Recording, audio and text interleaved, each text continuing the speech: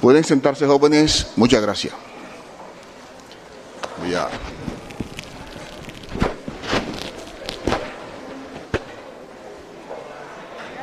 Sí.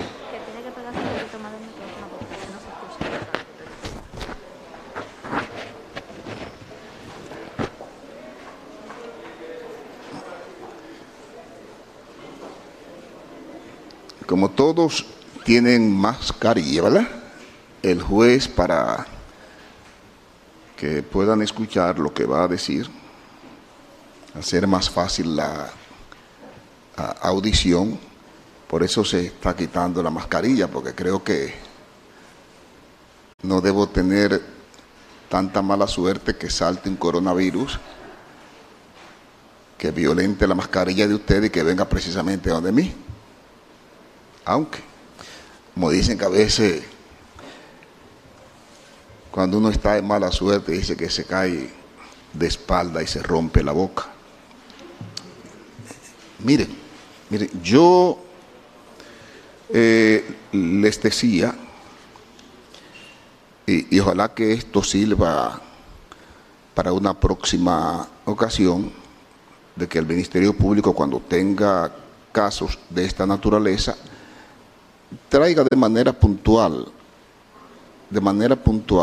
las imputaciones a cada persona y que se le haga comprender a cada uno de qué se le acusa. Porque si ustedes ven cómo se conocen las medidas de coerción, y yo he visto medidas de coerción en Estados Unidos, ustedes ven que llega el fiscal y dice: mire, magistrado, al imputado fulano de tal se le encontró con droga o cometiendo tal infracción. El imputado habla o habla el abogado,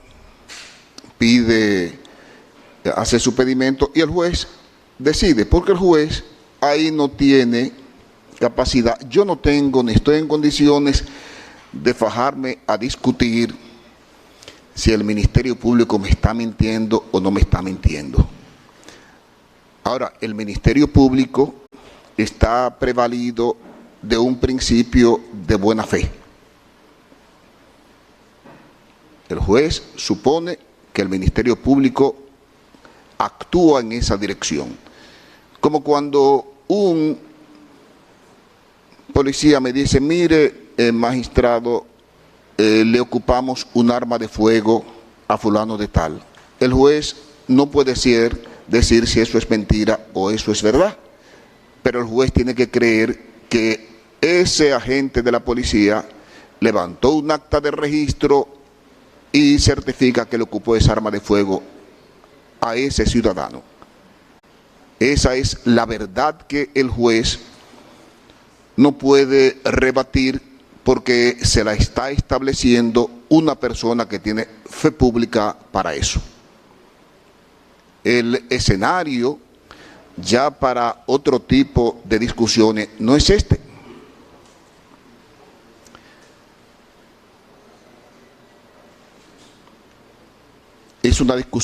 Hubo una discusión muy interesante respecto a la tipicidad. Interesante. Y la asumo como una enseñanza didáctica.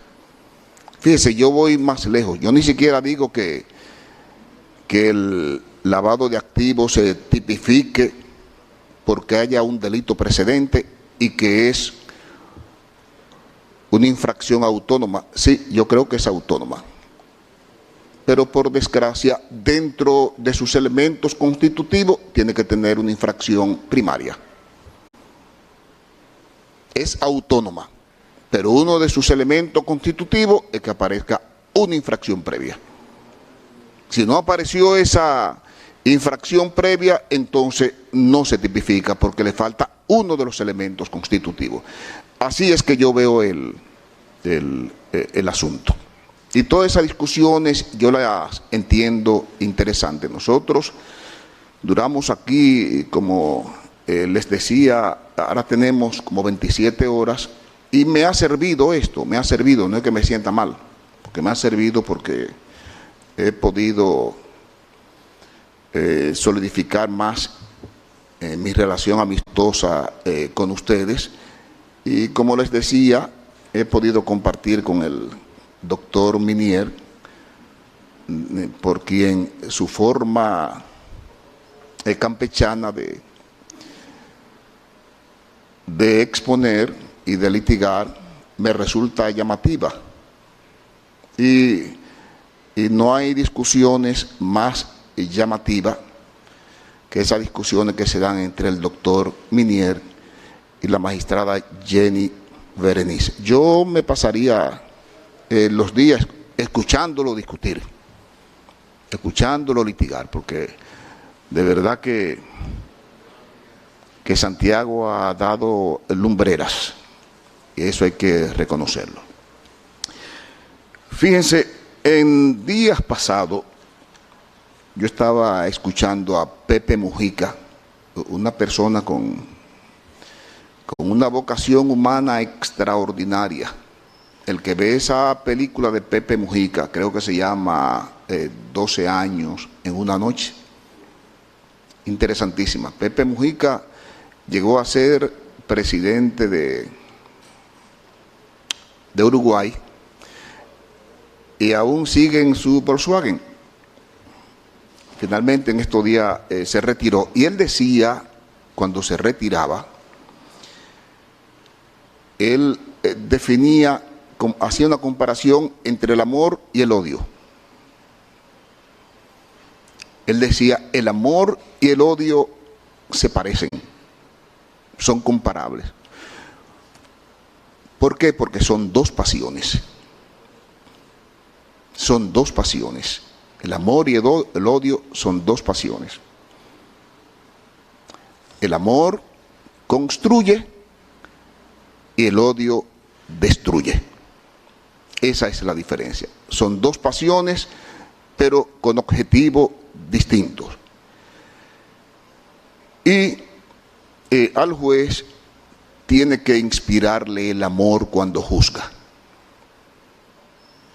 Al Ministerio Público tiene que inspirarle el amor cuando investiga.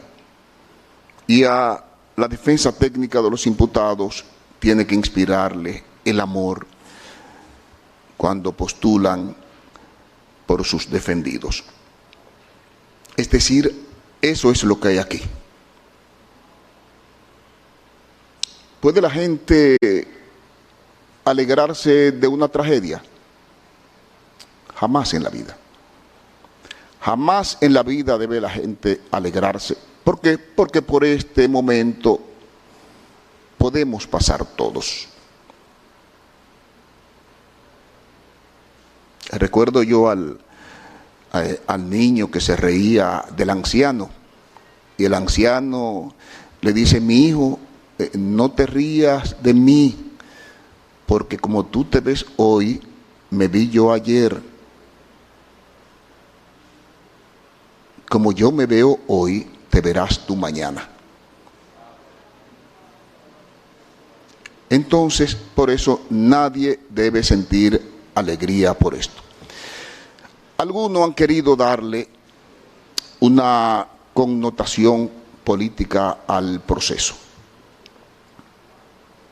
Y yo digo que ese es el lateral de donde deben apartarlo, para que no se contaminen los partidos políticos.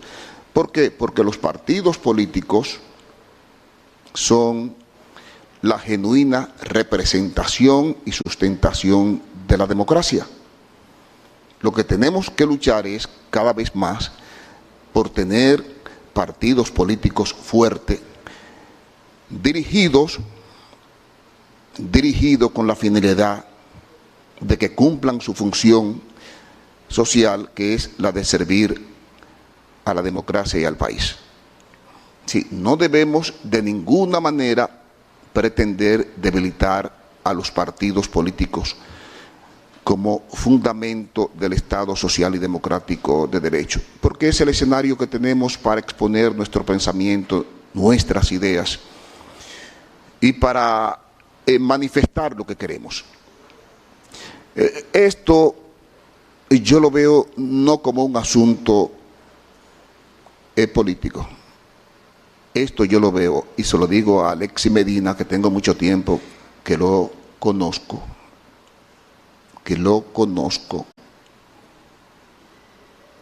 como un mal pago familiar que nunca debió haber sido. En una ocasión Alexis vino aquí con un problema y me consultó. Y si él no me deja mentir, yo le dije: Alexis, deja eso así. ¿Y sabe por qué le pedí que dejara eso así? Yo decía: mira, tú eres hermano del presidente de la República. Tú eres hermano del presidente de la República. Y a veces uno, aún teniendo razón, tiene que dejar pasar cosas. Hay una tienda de repuesto ahí en la carretera Sánchez, no recuerdo cómo se llama, está en el 7,5. A mí se me dañó el motor del carro y fui y compré un motor. El motor salió dañado. Cuando voy, el carro sin motor, se comunica el mecánico con el señor comenzó a saltar y a brincar y me mantuvo dormido y no cumplió ni con repararme el motor ni con reponérmelo. Tenía un amigo que me decía: somételo, ponlo en una querella. Y tuve la intención de ponerle una querella. Después reflexioné y dije: bueno, si vengo y le pongo una querella aquí en el Palacio y lo mandan a buscar preso, él va a decir que eso se está haciendo porque yo soy juez. Y esas son de las limitaciones que tenemos nosotros cuando tenemos funciones públicas o cuando tenemos familia que ocupan posiciones cimeras en el Estado. Digo que es algo familiar porque, si ustedes no lo saben, Alexis Medina, que es el hermano más chiquito del expresidente de la República, el más pequeño, ha sido la niña linda de él. La niña linda del presidente, y eso lo sabe su hermana. Que el expresidente de la República ha sentido una debilidad extraordinaria por su hermano. Y el propio expresidente siempre fue cuidadoso. Y yo soy testigo de eso. Siempre fue cuidadoso y mantuvo a Alexis a distancia. Lo mantuvo a distancia. Por eso le digo que no es un asunto que, aunque quieran asumirlo de manera política, no se trata de eso. Se trata de una falla familiar en que una persona, no sé si por inmadurez o por lo que sea, desconoció que su hermano ocupaba una posición y que eso lo obligaba a él a mantener una postura que no pudiera, diría yo, atollar al gobierno de su hermano. Pero Alexis no correspondió con las pretensiones del presidente, de su hermano. Y Alexis comenzó a hacer negocio. Y los negocios de Alexis fueron notorios. Fueron notorios.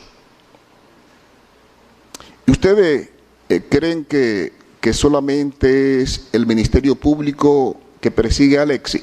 Y se lo voy a decir. Miren, todos esos comerciantes, empresarios, que veían que usted era favorecido por encima de ellos, que ese tráfico de influencia usted lo usaba para favorecerse, hoy celebran que usted esté ahí, para que no se pierda. Cuando yo le decía al presidente de la República, a raíz de una entrevista en el Consejo Nacional de la Magistratura, era que le decía, como señor presidente, cuídese del poder. Y se lo decía porque yo tengo mucho tiempo que aunque no participo en actividades políticas, sí observo. Vengo trabajando desde el año 1975, comencé a trabajar en Radio Popular. Me tocó ver cuando el presidente Balaguer fue derrotado y me tocó ver al presidente Balaguer caminar por el Mirador, acompañado de Bello Andino, Pérez Bello y otra persona en una ocasión. Caramba, yo decía, ¿y cómo puede uno pensar que una gente que era tan querida, hoy camine de forma tan solitaria? Después, el 4 de julio de 1982, tuve que vivir, y esa información la difundí yo en Radio Popular, siendo yo locutor, cuando el presidente Antonio Guzmán se quitó la vida. La soledad. Pero más penoso para mí fue ver cómo murió el doctor Salvador Jorge Blanco. Una persona que yo recuerdo que trabajaba yo para Radio Popular e iba a cubrir todos los lunes su visita a las 7 de la mañana al Consejo Estatal del Azúcar. Y después el doctor Jorge Blanco, con tantas personas a su lado sirviéndole, termina muriendo solo porque se cayó de una cama, sin ni siquiera una persona que lo agarrara para evitar esa caída. Cuando había tanta gente a su alrededor que lo aclamaban y se reían de cualquier chiste que hicieran. Porque cuando uno está en el poder, el chiste más agrio que uno haga despierta muchísimas carcajadas. Y uno llega hasta a creerse que uno nació para ser cómico, hacer drama, porque la gente se ríe de todo. Y es así, el poder es así. Mira, Alexis, y es la percepción que yo tengo, cuando se habla de funcionario, yo creo que Alexis mandaba más que los funcionarios. Mandaba más que los funcionarios. Esa es la percepción que yo tengo. El doctor Freddy Hidalgo, que duró poco tiempo en salud pública, al doctor Freddy Hidalgo, y que me perdone, yo entiendo que es un tonto poco útil. Un tonto poco útil, porque si hubiera sido de mayor utilidad, se queda a sus 8 años ahí en salud pública. Pero el doctor Hidalgo no tenía la utilidad necesaria que se requería para el tipo de negocio que se estaba haciendo con salud pública, luego con la OISOE, con FONPER. Miren, aquí se discute si coalición de funcionarios o no. En las 26 horas que duramos discutiendo, y por eso cuando alguien se paraba, yo le decía, mire, hábleme de esto, porque a veces los abogados son muy románticos y hablan muchas cosas, un discurso muy lindo. Pero no se trata de eso, sobre todo en una medida de coerción. Yo quería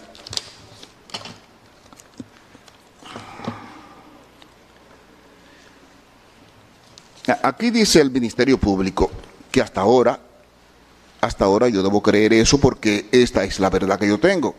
Y entiendo que el Ministerio Público actúa en base al principio de buena fe. Dice el Ministerio Público, mediante allanamiento realizado en fecha 29 de noviembre del año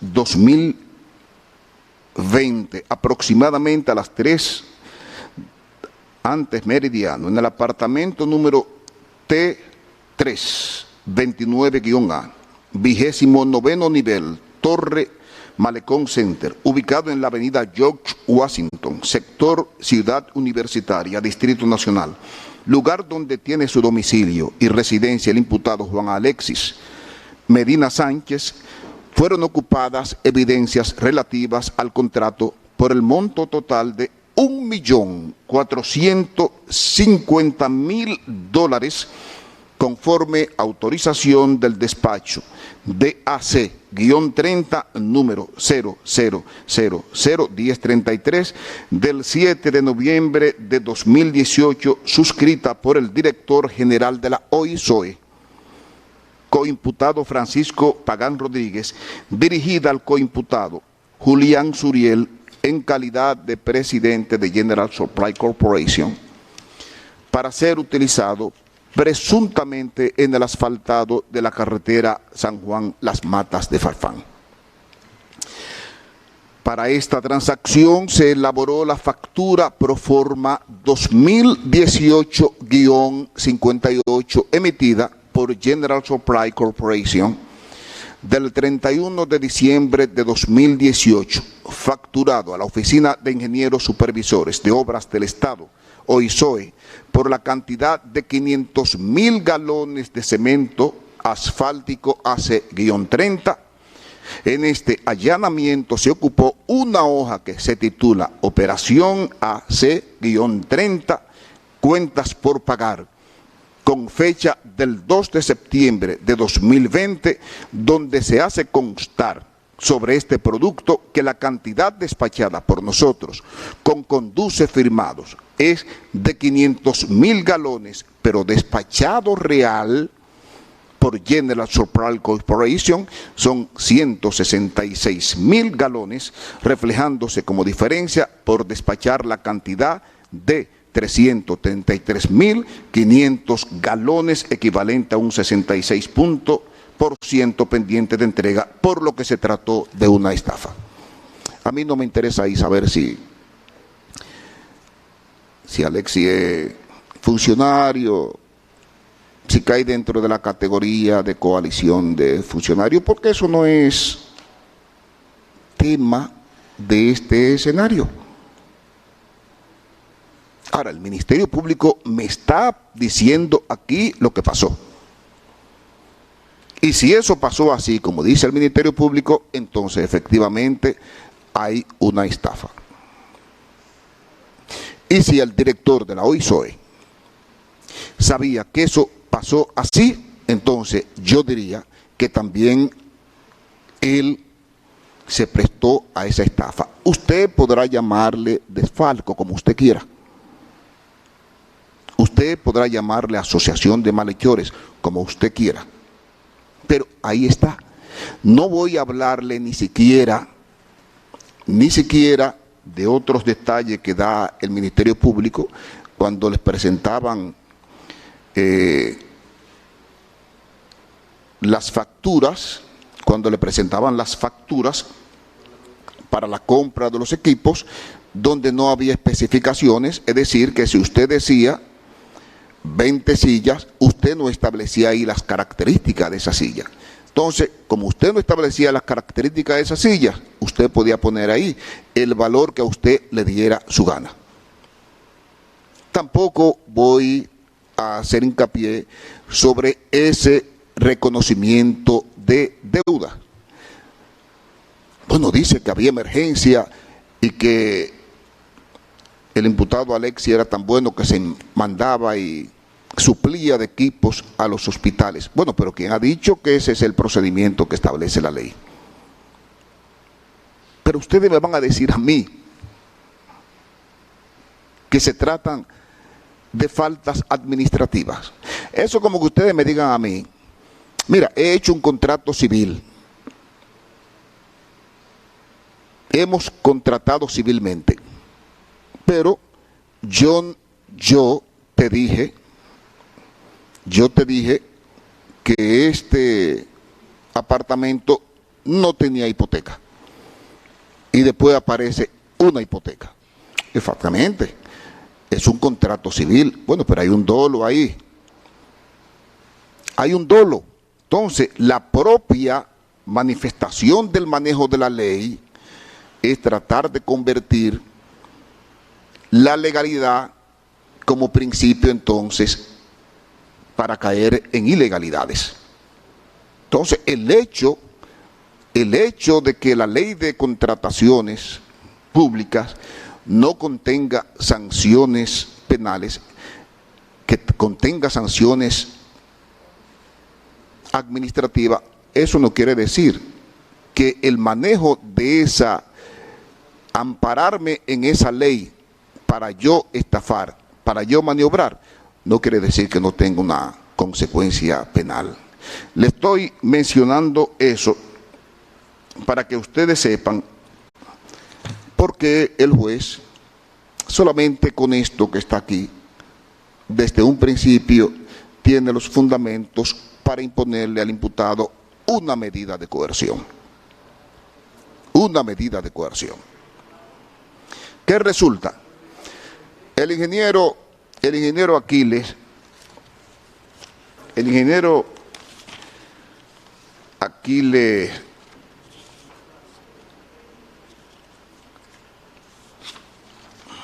Alejandro Christopher Sánchez, a quien llevó al OISOE el señor Pagán como su asistente.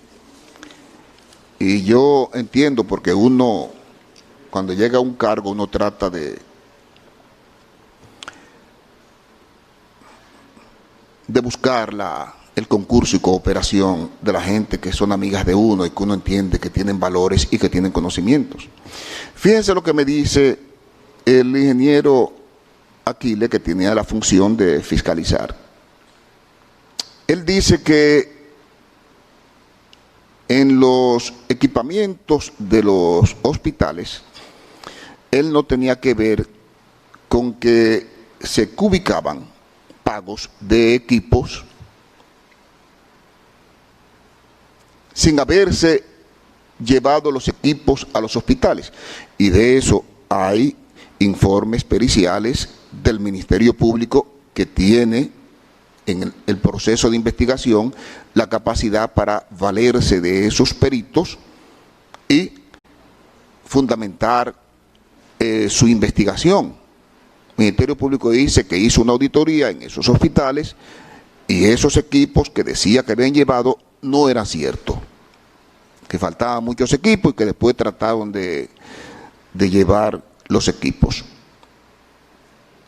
El ingeniero Aquiles dice que él era un agente que él simplemente firmaba, pero lo que me sorprende a mí del ingeniero Aquiles es lo efectivo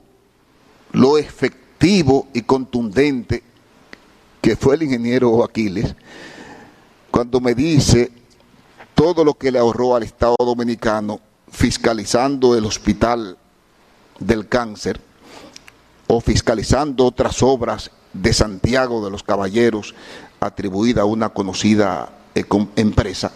Y yo digo, oye, tanta contundencia, tan efectivo este señor en eso, y tanta debilidad en la fiscalización cuando se trataba de Juan Alexis Medina. Eso es inexplicable. Eso es inexplicable. Y el juez eso no lo va a entender. ¿Y qué es lo que el juez cree? Lo que el juez cree es que el señor Pagán, fíjense que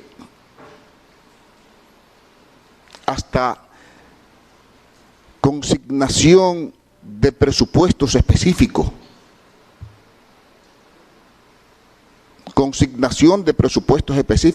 que le correspondían a otras instituciones, se la llevaron al señor Pagán porque era el más arretado de todos. Otros no se atrevían a hacer eso, pero el señor Pagán sí. Dice Alexis, yo lo felicito porque yo tengo amigos que tienen con deudas públicas 5 o 6 años. Pero la suerte de Alexis es que él tuvo amigos que le saldaron esa deuda pública lo más rápido posible antes de que se fuera el gobierno. Y la pregunta que yo me hago es, ¿y si hubiera sido yo? Y todos esos ingenieros que dice el ingeniero Pagán que van a diario a cobrar ahí sus obras, sus ubicaciones. Bueno, pero y todos esos ingenieros, ¿por qué no le pagan con la misma rapidez con que le pagaban a Alexis Medina? ¿Por qué?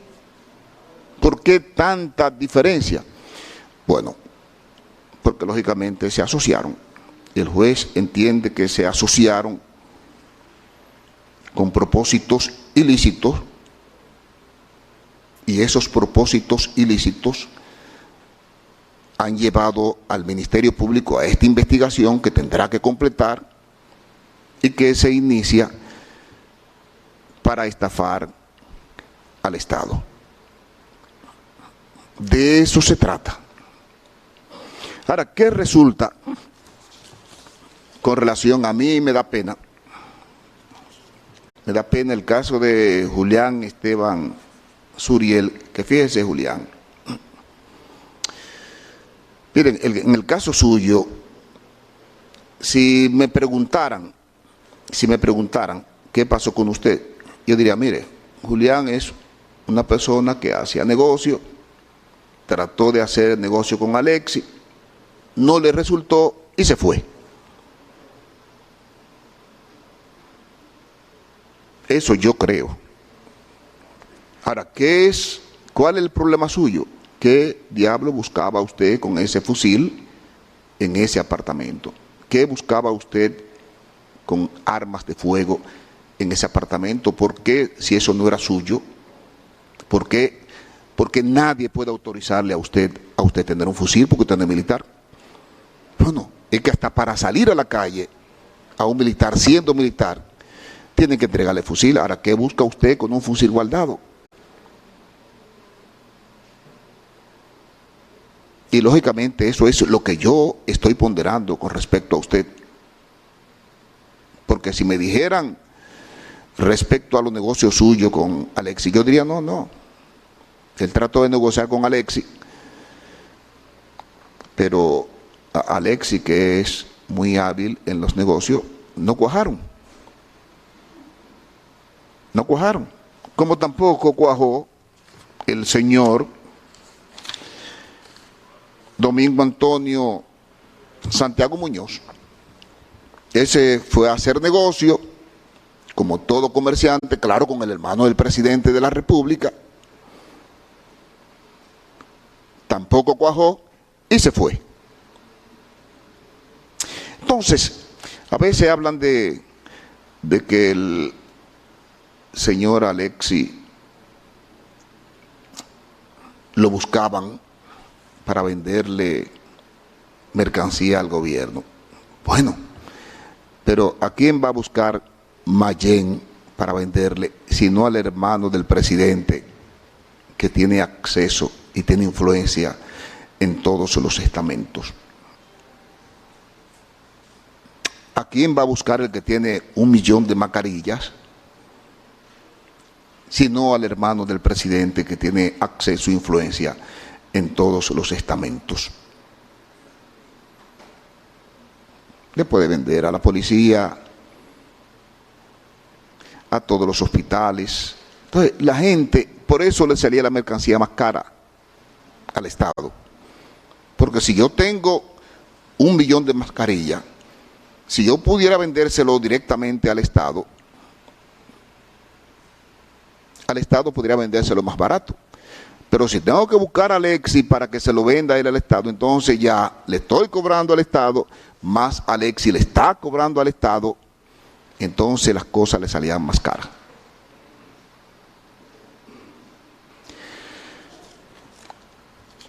José Dolores Santana Carmona, que era quien yo le decía que él no sabía que era tan rico.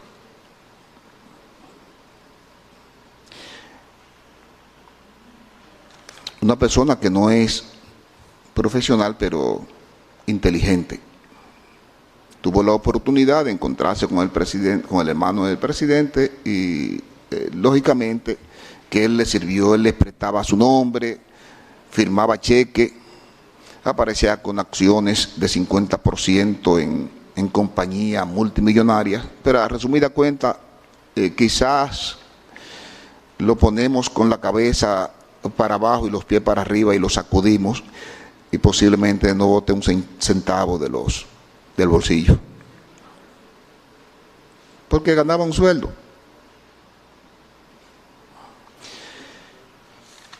De Huácar ni decirse.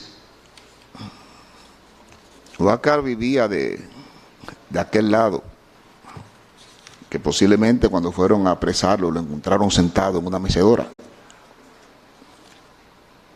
Pero ¿cuál es el problema de esas personas? Bueno, que lógicamente esas personas prestaban su nombre y se prestaban a todo tipo de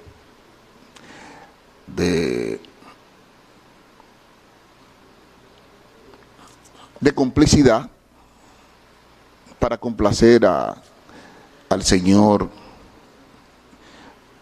Alexis Medina, que de verdad ha sido yo lo felicito porque ha sido un gran poder en el comercio.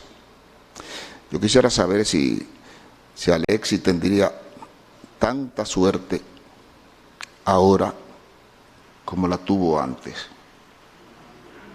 Quisiera saber.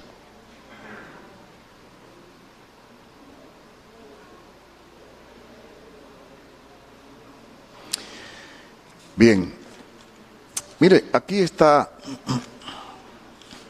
la hermana del presidente de la República, doña Magalis, y para su consumo, doña Magalis, yo le voy a decir en beneficio suyo cuál ha sido el comportamiento siempre de este juez con respecto a las mujeres. El juez ha sido siempre muy medido en el trato que le dispensa a las mujeres. ¿Por qué? Porque al sacar a una mujer de su casa, se ponen en juego muchas cosas. El hombre puede irse. Entonces el juez siempre ha sido muy medido con relación a eso. Y se lo advierto en base a eso, para que usted sepa que el juez a usted no la va a mandar a prisión preventiva, tomando en consideración eso. Ha sido un tratamiento. Yo si ustedes ven mi historia, para yo mandar a una mujer a la cárcel, yo lo analizo mucho las infracciones, porque además es difícil que una mujer se fugue. Una mujer es difícil que se fugue porque ciertamente los sentimientos las ata siempre a la familia.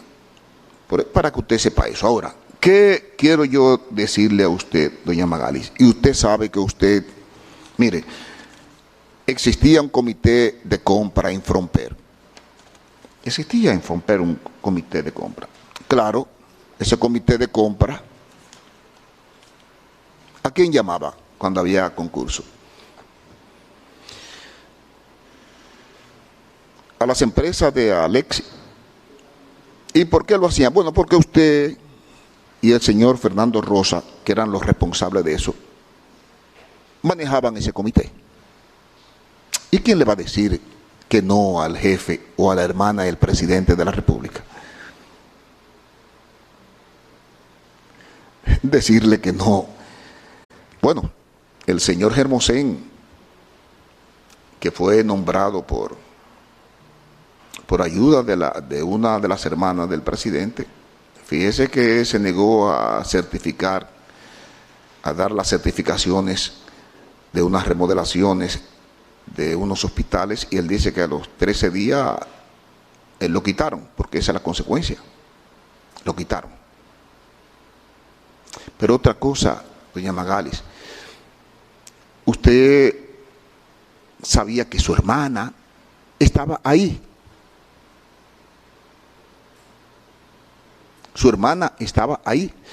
¿Y cómo el juez puede no pensar que lo que se le pasaba a su hermana mensualmente o las obras que se le asignaban al señor Alexis no era para que los beneficios retornaran a usted y al señor Fernando Rosa? ¿Cómo el juez puede escapar de pensar eso? De ninguna manera. De ninguna manera. Miren, el que quiera darle una connotación distinta a esto que está pasando aquí, está equivocado. Aquí lo que está pasando es una familia que traicionó la debilidad sentimental por sus hermanos que tiene el presidente de la República. Eso es lo que el juez advierte. A mí nadie me habla de que esto es político. No, no, no. Y eso debe servir de ejemplo. Debe servir de ejemplo, señores. Y no es que los presidentes no le den trabajo a su familia, porque la familia tiene derecho a trabajar. Lo imperdonable es que la familia traicione esos sentimientos que tienen los presidentes al ponerla a trabajar. Y eso es lo que ha pasado aquí. Alexis llegó donde pagan. Yo le puedo mencionar un funcionario que salió huyendo. Chanel Rosa. Chanel Rosa. Dijo, no, yo no voy a pagar eso. Yo no voy a caer preso. ¿Y quién asumió eso? Bueno, lo asumió Pagán, porque Pagán sí era arrestado y se benefició de eso. Se benefició de eso. Y esto es una investigación que se está abriendo. Comienza ahora la investigación. Comienza ahora la investigación. El juez necesariamente el caso tiene que declararlo complejo, porque evidentemente tiene las características para que sea llevada mediante ese procedimiento. En cuanto a la coalición de funcionarios, como dice el doctor Eduardo Núñez, realmente a Alexis yo no puedo atribuirle eso. Pero resulta que a la hermana del presidente de la República, señora Magalis, y al señor Fernando Rosa, sí hay una coalición de funcionarios. Sí lo hay. El ingeniero Aquiles y el ingeniero Pagán, sí, entre ellos hay una coalición de funcionarios. El Contralor General de la República, el excontralor Hermosén, doña Magalis, Fernando Rosa, el ingeniero Pagán, el ingeniero Aquiles, sí hay una coalición de funcionarios. Y cuando él dice, bueno, él, lógicamente que Alexis no puede ser insertado en esa línea, pero sí el juez le está estableciendo por qué la medida de coerción en contra de esos imputados. Siendo así, ¿qué el juez entiende? Mire, Juan Alexis Medina Sánchez, Francisco Pagán Rodríguez, Aquiles Alejandro Christopher Sánchez, el juez entiende que hay mérito suficiente para que ellos vayan a cumplir prisión preventiva por 3 meses. 3 meses.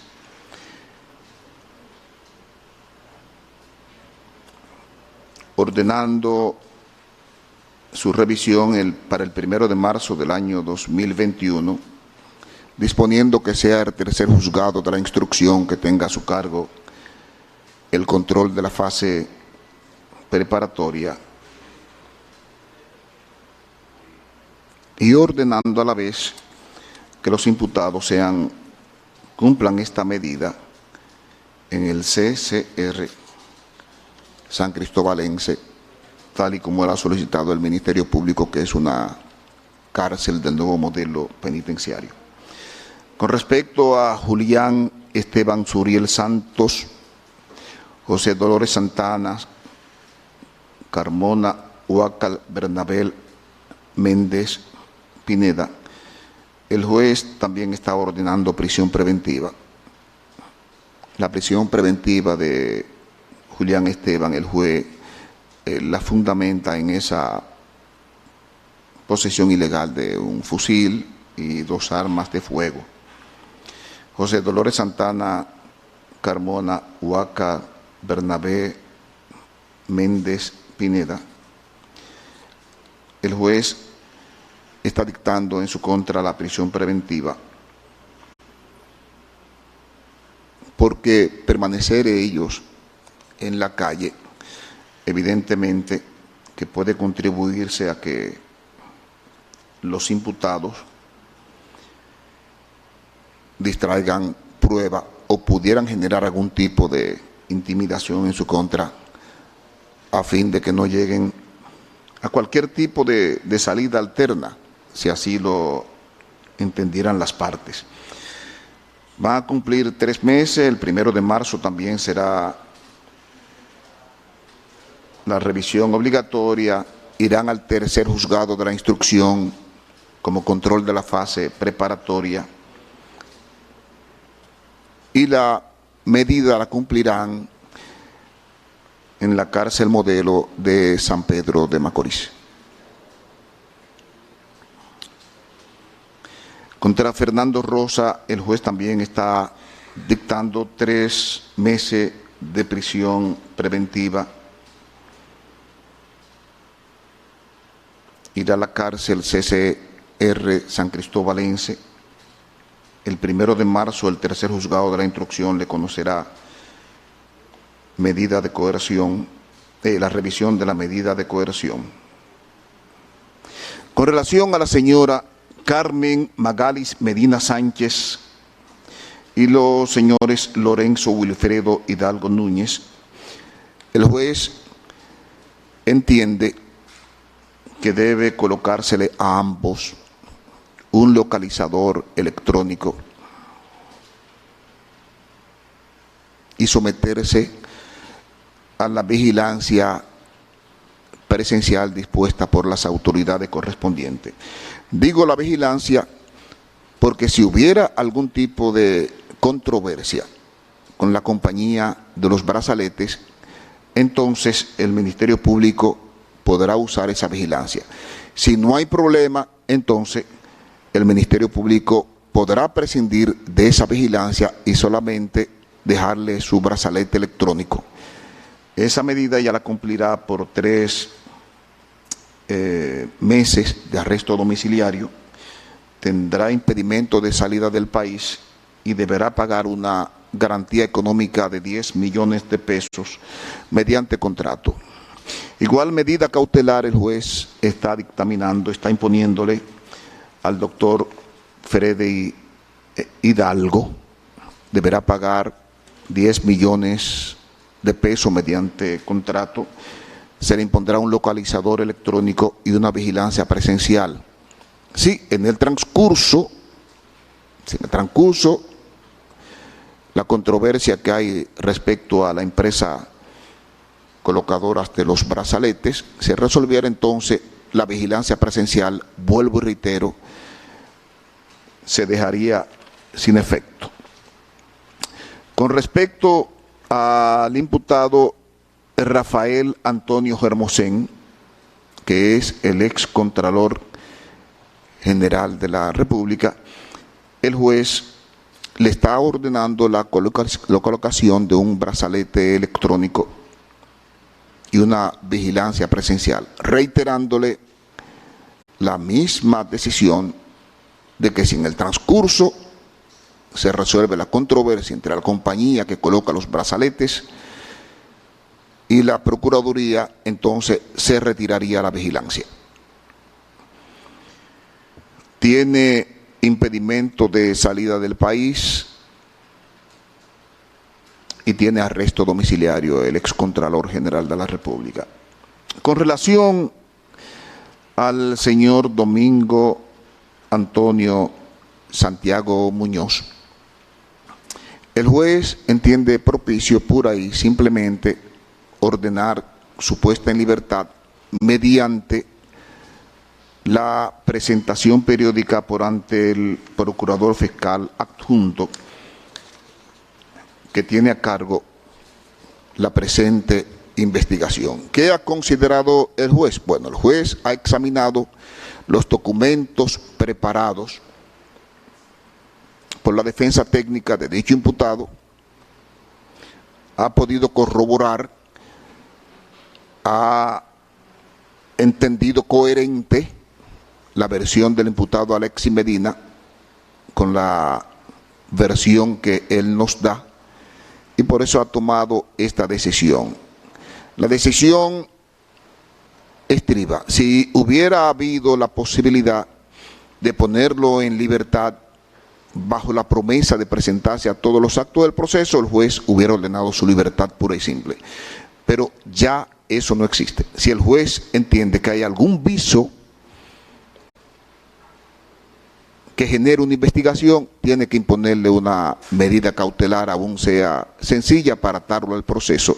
Ya el Ministerio Público decidirá en el transcurso de la investigación si arriba a un acuerdo con él, si presenta acusación o cualquier acto conclusivo al respecto. Quiero darles a todos las gracias por permitirme, señores, conocerle y compartir con ustedes. Que tengan una feliz noche.